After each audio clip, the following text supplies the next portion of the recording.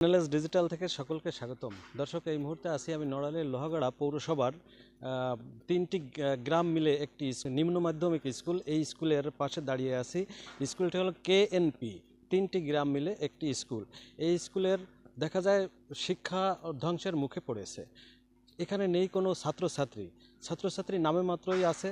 একটি ক্লাসে আমরা দেখতে পেয়েছি একজন আছে, একটি ক্লাসে 5 জন আছে, আরেকটি ক্লাসে মোটেও নেই। এমনটি ঘটনা আমরা দেখতে পেয়েছি। তো আপনাদের আমি দেখানোর চেষ্টা করব যে আসলে এখানে একেবারেই ছাত্রছাত্রী নেই, কিন্তু যেখানে দেখা যায় যে স্টাফ আছে, টোটালি এই স্কুলে স্টাফ আছে 11 জন, কিন্তু 11 জন স্টাফ থাকলেও কিন্তু ছাত্রছাত্রী আছে মাত্র 6 জন, 3 ক্লাস মিলে। আমরা আপনাদের একটু দেখানোর চেষ্টা করব যে বর্তমান পরিস্থিতি কি স্কুলে একটু জানাবেন। এর কারণটা শোনেন, আমরাও তো নতুন, ঠিক আছে, আমরাও এখানে নতুন আসছি।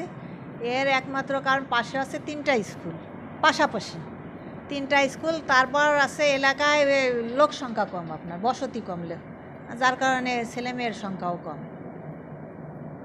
তিনটি গ্রাম মিলে দেখা যাচ্ছে যে এখানে একটি স্কুল, সেখানে 3 গ্রাম জনসংখ্যা তো অনেক হওয়ার কথা। আজ থেকে 85 সাল থেকে এই স্কুলটি চালু হয়েছে, কিন্তু আজ কেন এত কম হবে? জনবসতি কম না তো, দিন দিন তো জনবসতি বাড়তেই থাকে, কিন্তু এখানে দেখা যায় যে তার বেলায় উল্টা। এই কারণটা কি? পাশাপাশি আপনার এই যে 1 কিলোর ভিতরে আপনার জেসিজি হয়তো এখান থেকে 2 কিলো হবে, গার্লস এই যে 1 কিলো হবে, গার্লস স্কুল, পাইলট স্কুল আপনার নিকটে, পাশাপাশি 3টে স্কুল প্লাস এই জনবসতি। আমার মনে হয় এই একটাই সমস্যা।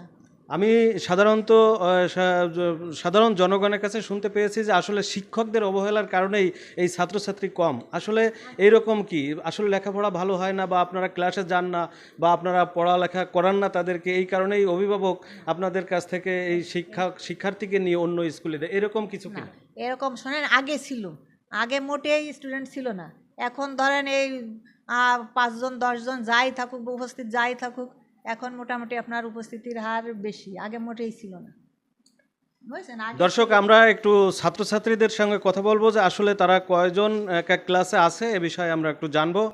যে তোমাদের কয়জন এখানে প্রতিদিন হাজির হয়? এখানে প্রতিদিন মানে এই 5 জনই প্রতিদিন হাজির হয় স্কুলে। আসলে আর তোমাদের একজন ক্লাসে কয়জন আছে? আমাদের ক্লাসে তো 10 জন ছিল, কিন্তু মানে অনেকের বাসা দূরে, তো এই জন্যে 2-1 দিন মানে কিছু দিন আসে না স্কুলে। মানে 1 সপ্তাহের মধ্যে 4 দিন তো আসে, আর 3 দিন কোথাও গেলে আসে না, মানে কোনো সমস্যার জন্য আসতে পারে না।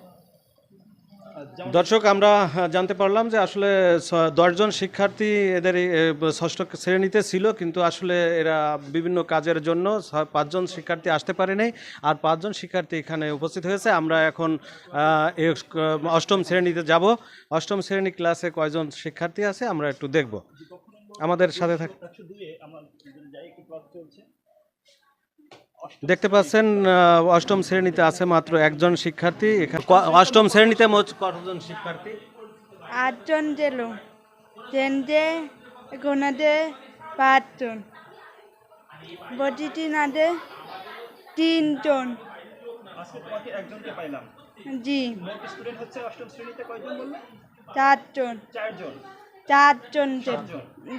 মোট স্টুডেন্ট 7 জন। আমরা যেখানে ষষ্ঠ শ্রেণীতে পেয়েছি হচ্ছে মোট স্টুডেন্ট 10 জন। আমরা রেজিস্ট্রেশন ফাইনালটা দেখব। আর অষ্টম শ্রেণী দেখতে পেলাম অষ্টম শ্রেণীতে আসলে 7 জন ছাত্রছাত্রী থাকলেও প্রতিদিন হাজিরা 1 জনই হয় বা 2 জন হয়, এরকমই। আজকে আমরা 1 জন পেয়েছি। আমরা এখন সপ্তম শ্রেণীতে যাব, যে আসলে ওইখানে কয়জন শিক্ষার্থী আছে একটু দেখব।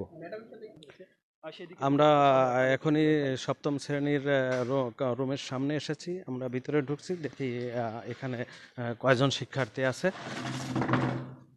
তো আমরা ভিতরে তো 1 জন শিক্ষার্থী এখানে দেখা যাচ্ছে না, আসলে কোনো শিক্ষার্থী এখানে নেই, শিক্ষকও নেই। এখানে মাল্টিমিডিয়া প্রজেক্টের মাধ্যমে দেখা যায় সে ক্লাস নেয়, কিন্তু আসলে সেরকম কোনো শিক্ষার্থী এখানে উপস্থিত নেই।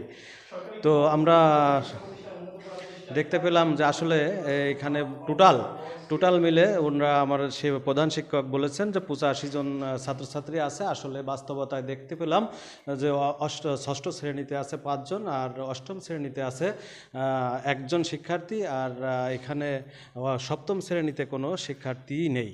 তো সেখানে এই স্কুল আমরা আশেপাশের লোকের সঙ্গে কথা বলে জানতে পেরেছি যে আসলে স্কুল এই ধ্বংসর কারণ হলো শিক্ষকের অবহেলার কারণ। এই শিক্ষকের অবহেলা, ক্লাস ভালো নিই না বা ক্লাসে যায় না বা শিক্ষার্থীদের লেখাপড়া ভালো না করানোর কারণেই আজ এই ধ্বংসর মুখে পড়েছে। Obaidur Rahman, channel S television, Narail.